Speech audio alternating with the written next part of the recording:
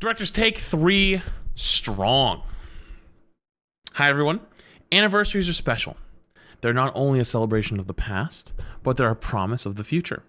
Tomorrow is Overwatch 2's 3rd anniversary, and it feels surreal that this version of Overwatch has been running so long.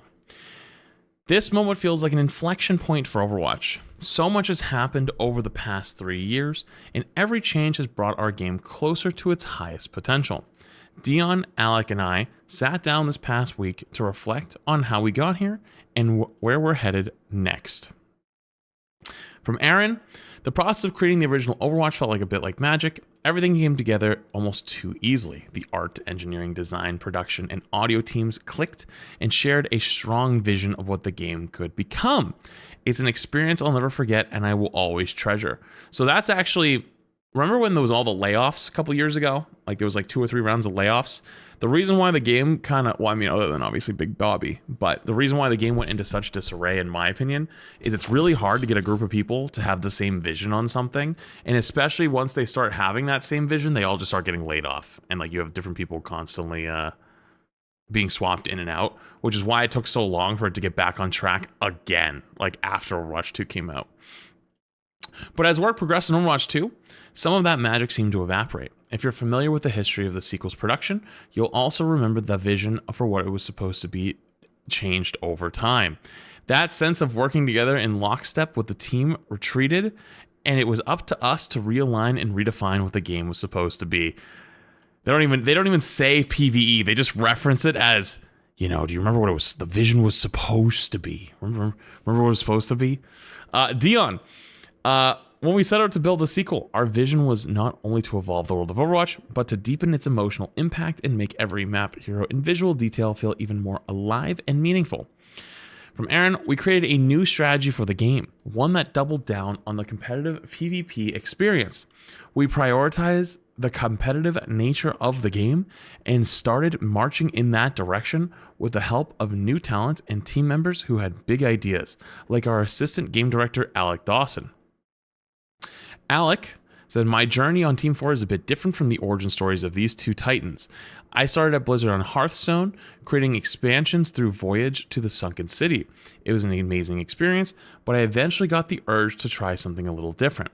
I joined a smaller project that sadly didn't make it and ended up without somewhere steady to land. That was a scary moment for me, but I started looking for a new home.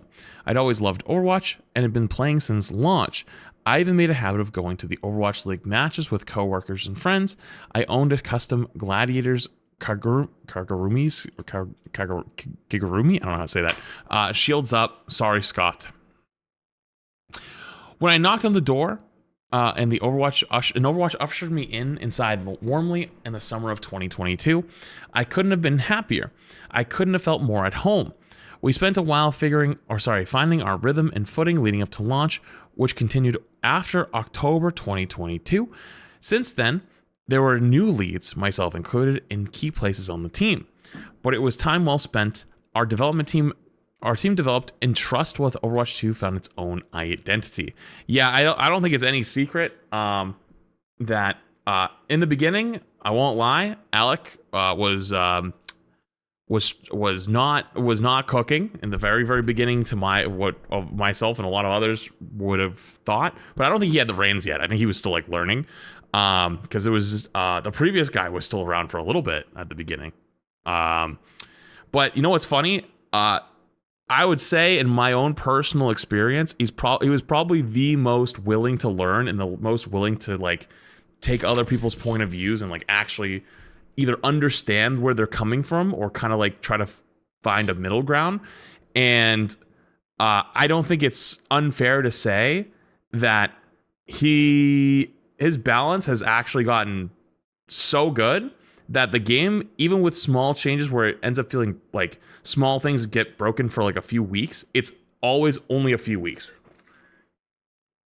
And the game overall actually feels pretty healthily balanced. The only thing they got to do now is probably rework Mauga. That's probably the big one. Rework Mauga. Honestly, Orisa, even as annoying as that character is, isn't even as horrible as she used to be. But Mauga's the only fucking stain I think that's the game still has left. As time went on and we found ourselves improving on many fronts, it gave us the ability to back up a bit and think more structurally around how we plan an Overwatch year. How can we plan for more impactful seasons and surprise players? We needed something more. Aaron, and you had something in mind. Alec, pitching perks shortly after Season 9 was one of the more challenging things that I've worked on throughout my career. On paper, it all made sense. Add more vectors to the game so we can have more options for seasonal updates. Awesome. Giving players a way to alter their hero slightly during a match and adapt without hero switching. Great. And being able to surprise Overwatch players with a big gameplay shift. Let's go for it. That said, some gameplay loops are so entrenched that they can approach almost as sacred status. There's always a lingering fear that shaking them up or adding an unnecessary fluff can distract from what makes those game experiences special. To me and many others on the team, Overwatch's gameplay loop was in that state. To me and many others on the team, Overwatch's gameplay loop was in that state. We reverted it. Oh, so if they thought something was just fluff, they would just get rid of it?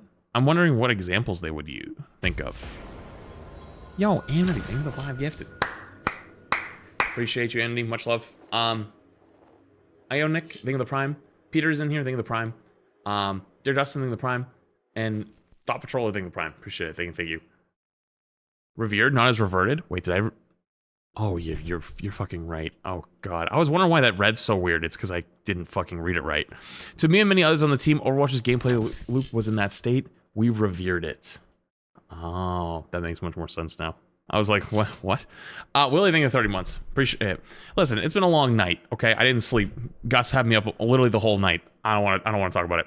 Anyways, over time, those risks began to pay off.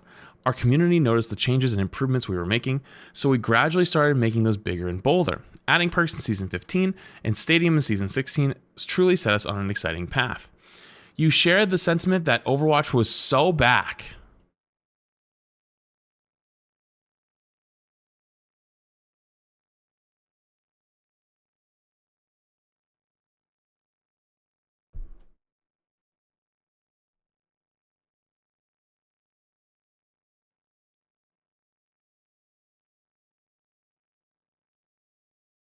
Who said that?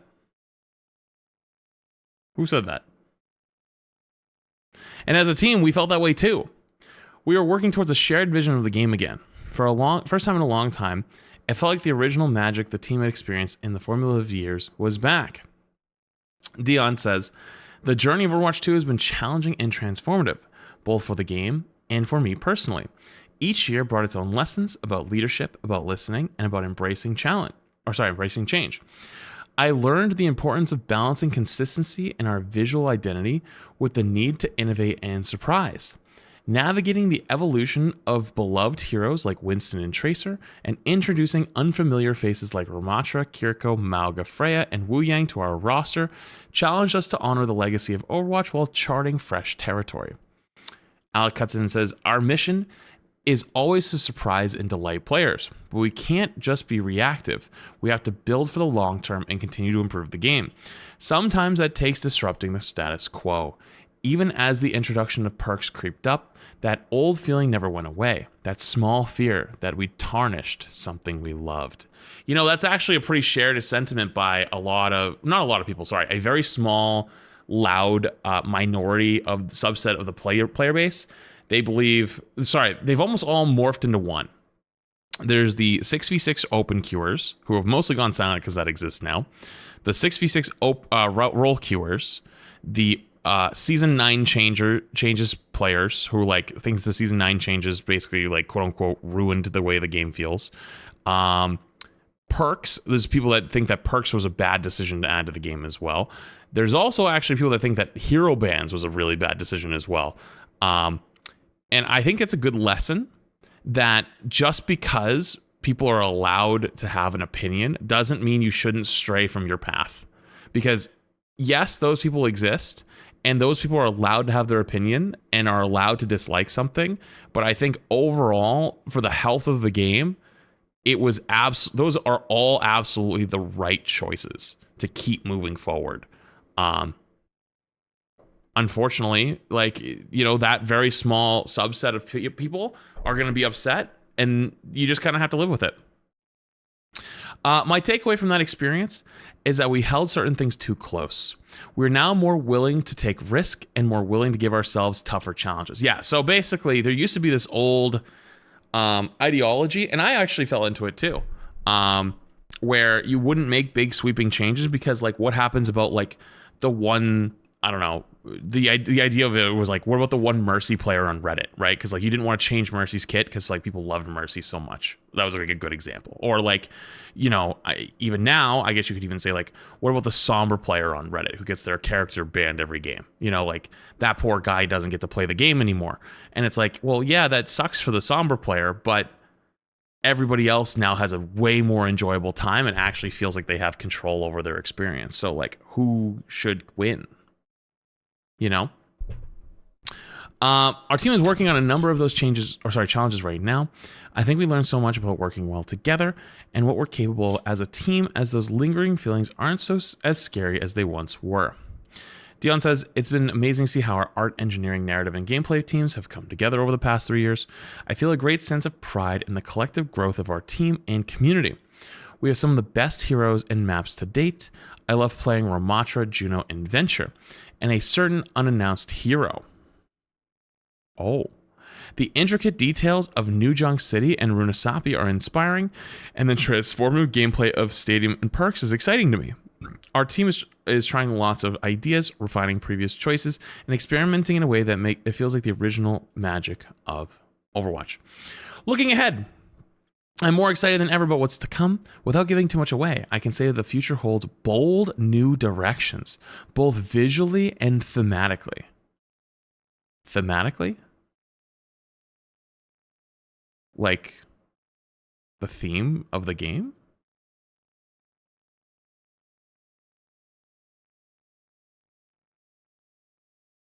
Oh. We're exploring untapped corners of the Overwatch universe and experimenting with styles and storytelling that will surprise even our most dedicated fans. Thank you for joining us on this extraordinary adventure. I am deeply grateful for the trust and passion that the team brings every day and for the community continued inspiration, which drives us to push boundaries and redefine what is possible in this universe. Here's to many more years of creating, imagining, and playing together. Aaron comes back in for the last part and says, I'm so proud of this team and the people they've become. I'm so proud of what they've accomplished, but we're not done yet. I'm not going to, I ain't going to try to be that guy, but this is like eerily hopeful. Like, talking about the theme of the game and also talking about storytelling in Overwatch again makes me like immediately think, like, is it Omega Hopium and Copium, or are they going the route that we're all thinking? You know? No. Surely they're not doing the anime. Surely they're not bringing back the cinematics, right? And Aaron was talking about the story a few weeks ago. True. In our last director's take, I talked about the strategy of releasing 2 large beats each year, as well as the team's willingness to take more risks with the game. Each year we planned one of these larger releases, like Perks in Season 15. We had lots of trepidation that we were changing too much with the game. Each of those seasons felt huge to us as we were building them, but after they launched, I could look back and think we could have done even more. Season 18 was the first time that I think we crossed the finish line for what a solid mid-year beat ought to be. It felt impactful, but it's the mid-year beat, so at the start of the year, we'll be even better. We're looking forward to what we can accomplish in the future with bigger aspirations, a shared vision for what Overwatch is and has the potential to be, and the drive to make a huge impact with our future releases. Can't wait for you to see them. From the bottom of our hearts, we'd like to thank you for going on this journey with us for the last 3 years, and we hope that you'll join us in another 3. They're going to be pretty wild, so buckle up and let's make a great game. That's actually crazy. I don't want to say hopium copium. But that is they made some pretty serious allusions or alluding to something. Is it possible that they're finally going more story again? Is it time? And actually, better yet, is that what Overwatch actually needs? Like, is that what the thing that actually pushes it back over the finish line again? Or is there still more needed? I don't know. We'll have to see.